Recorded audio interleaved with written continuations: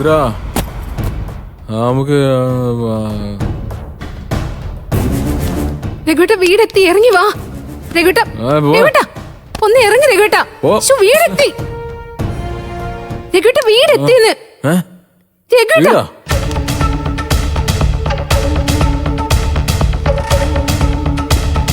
അങ്ങനെ ഇവിടെ കൊണ്ടുവന്ന് എനിക്കിവിടെ വരണമെന്ന് പറഞ്ഞില്ലേ അമ്മ? അമ്മ എനിക്ക് ഇവിടെ വരണ്ട, എനിക്ക് തിരിച്ചു പോണം. രഘുട്ട വെറുതെ ബഹളം വെക്കാതെ ഒന്ന് ഇറങ്ങി വാ, അകത്തേക്ക് പോ. ഞാൻ ഇറങ്ങൂലെന്ന് പറഞ്ഞില്ലേ, ഞാനില്ല.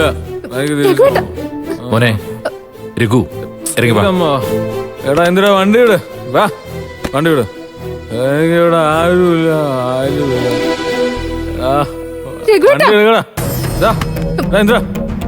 അല്ല ഞാൻ ഓടി. വെറുതെ ഓരോന്ന് പറയാതെ ഒന്ന് ഇറങ്ങി വാ രഘുവേട്ടാ.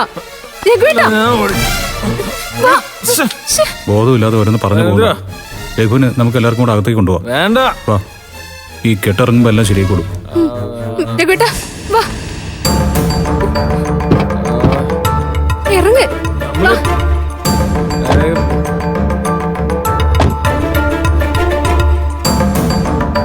അമ്പിളി പിടിക്ക്. രഘു വന്നേ, രഘു എനിക്ക് പോണം. നീ വന്നേ. വണ്ടി ഞാൻ എടുക്കാം. വീട്ടില് എന്ത് എനിക്ക് ഇവിടെ നിന്ന് പോണം. വാ വാ, നീ പറയുന്നത് കേക്ക്. രഘു നമ്മുടെ വീടെത്തി, വാ കേറ്. നിങ്ങൾ എവിടെ കൊണ്ടുപോവാ? അവസ്ഥ ഇത് രഘുവേട്ടൻ എന്തെങ്ങനെയൊക്കെ ചെയ്യുന്നത്?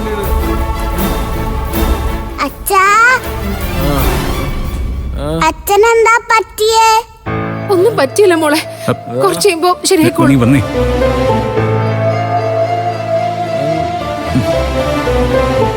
ചിരു വല്ല തൈരോ മോരോ ഉണ്ടെങ്കിൽ എടുത്തുണ്ടോ, എന്റെ കെട്ടിറങ്ങട്ടെ. ഞാൻ മോരെടുക്കാം.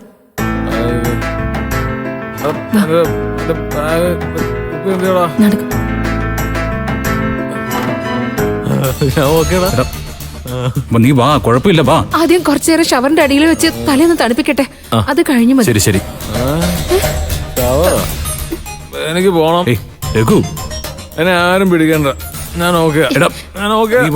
കുഴപ്പമില്ല വാ. അമ്മ ഞാൻ പറയുന്ന അനുസരിക്കും. കേക്കടാ.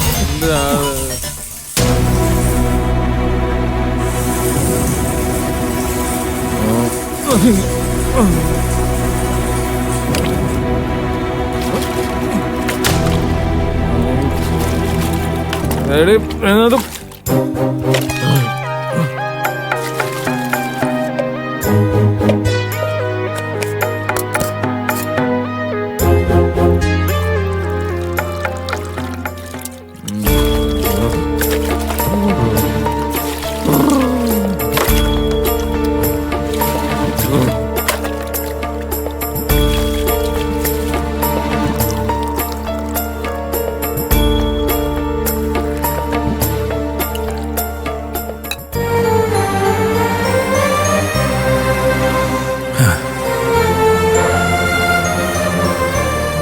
രഘു ഇങ്ങനൊരു അവസ്ഥയിലേക്ക് പോകുമെന്ന് ഒരിക്കലും ഞാൻ കരുതിയില്ല.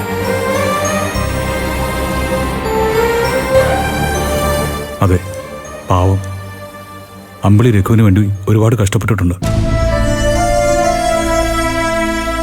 മനസ്സിൽ ഇത്രയൊക്കെ സ്നേഹം ഉണ്ടായിട്ടാ അതൊന്നും പുറത്ത് കാണിക്കാതെ വാശിയും കാണിച്ച് രഘുവേട്ടനോട് പിണങ്ങി മിണ്ടാതിരുന്നത്. അവർ രണ്ടുപേരുടെയും സ്വഭാവം ഒരുപോലെ തന്നെയാ. സ്നേഹിക്കുന്നവർക്ക് വേണ്ടി മരിക്കാൻ വരെ തയ്യാറാവും. പക്ഷേ പിണങ്ങാനും അകറ്റി നിർത്താനും ഒക്കെ ചെറിയൊരു കാരണം മതി. അമ്പിളിയുടെ ഈ സ്നേഹവും കരുതലും ഒക്കെ രഘുവിനെ പഴയ ജീവിതത്തിലേക്ക് തിരിച്ചു കൊണ്ടുവരും, അതെനിക്ക് ഉറപ്പാ. ഞാനത് രഘുവേട്ടനും എടുത്തിട്ട് വരാം.